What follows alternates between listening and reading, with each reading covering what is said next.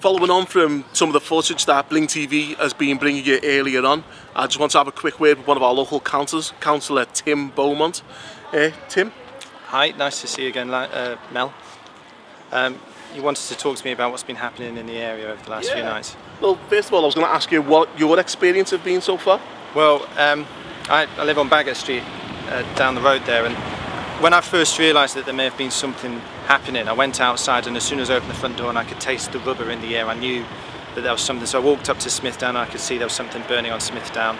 I was afraid it was like the Mulliner pub, which is a derelict pub. And then I went down to Lawrence Road and saw the two burnt out cars being dealt with by the police. And then I just started talking to the people who were there, talking to the police to try and work out how concerned people were, what was the level of fear, if you like. And at that point it wasn't that great. Left it a bit of time, kept on chatting to a few people. That night I remember most of all just being really upset that it happened in our part of Liverpool. When so many people like you and like so many residents have tried to do so much to improve the area, for something like this to happen was genuinely distressing. And that was my main thing, not fear, just upset. The second night was frightening. I was frightened the second night. We went out and tried to do the same sort of thing, but we just couldn't. Too many people on the streets, police forces, all that kind of stuff. It was genuinely frightening. Again, we had burnt out cars and so on. Now, I want to put this in context.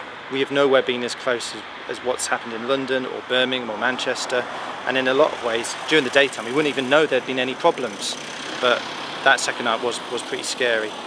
So that's sort of what, personally, I've experienced of the troubles we've had in this area. Yeah, I think if you compare what's happened in Liverpool to Birmingham and London and Manchester, they seem to have much more of a looting thing going on. So is it possible there's different motivations, different reasons? Is there any one reason you think that might have sparked this off in those other cities and more importantly in our own city? It's a really interesting question, really, about the differences between the cities, and I think that's something that I'd like to think a bit more about, and hopefully other policymakers are thinking more about, because I think in Liverpool what we did see on Lawrence Road were, unfortunately, if you like, kind of aggravated shoplifting. There were a couple of break-ins, there was windows smashed, and it was a sense of people were sort of probing and testing, seeing what they could get away with. That was the sense I got. In terms of the difference, I think the main difference is that there was nothing in the city centre. The city centre stayed out of it, and it stayed in this area. I think that was partly geography, where the things started, but also partly what the police were trying to do as well. So, you know, it's been a different experience for that reason, but nevertheless, for the people who have been affected on Lawrence Road, it has been very distressing and very upsetting what's happened. Finally, do you think we've seen the end of this?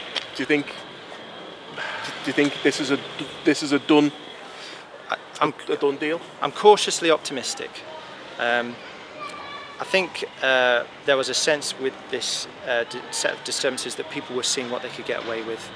They'd seen what happened in London and they thought, man, let's give that a go round here.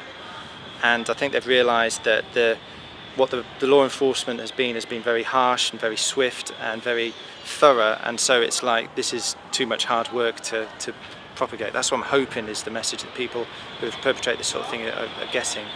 But there are things we've got to go over. We've got the weekend, we've got bank holiday coming up, we've got all kinds of other things, and I'll be honest with you, if things kick off again in London, which they could easily do, or if kick off in other cities, then the tension will rise again, because there is this kind of copycat side to it as well. So that all said, I'm cautiously optimistic. Tim, thanks for taking time out for Bling TV. That's fine, anytime.